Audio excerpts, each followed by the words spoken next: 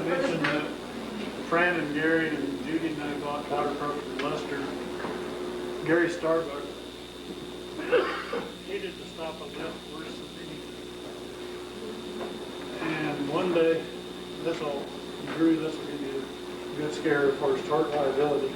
But a girl got off the lift, fell backwards, and was knocked unconscious. She hit her head on the snow. We don't think she hit the chair. But Gary went up there with his snowmobile and the toboggan, and he just had a Stokes litter on it. He just picked her up, threw in the Stokes litter, took her down to the control room and called me. Well, I went down, and then she had regained consciousness, and I started going through these tests that we're supposed to go through, and she was totally paralyzed. No feeling in her hands, no feeling in her feet, and that's, it's not a question of liability, it's a question of how much. But we called EMTs, and we put a C-collar on her and backboard her and took her to Taos. But we got her to Taos, and your neck has a natural curvature. Well, apparently when she hit her head on the snow, her neck muscles went into a spasm and just straightened her neck out. And it pinched the spinal cord, and she was indeed paralyzed. But they got to the hospital and figured out what was wrong, gave her a muscle relaxant, and she walked out.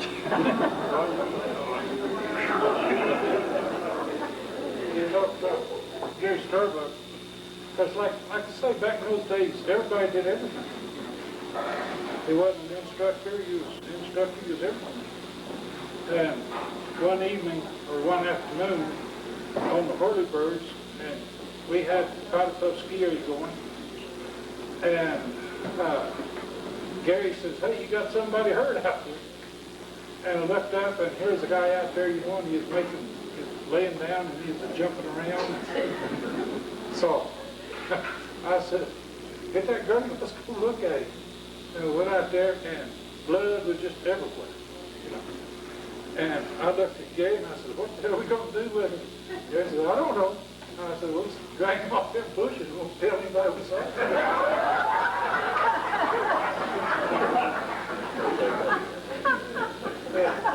Back in those days, you didn't have after ski boots, and so everybody wore ski boots.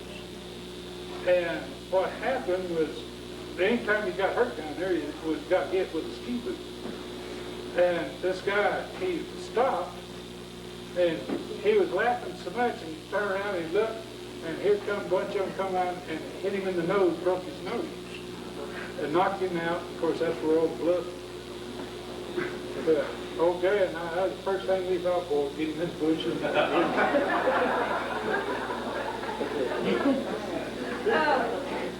We appreciate everyone coming to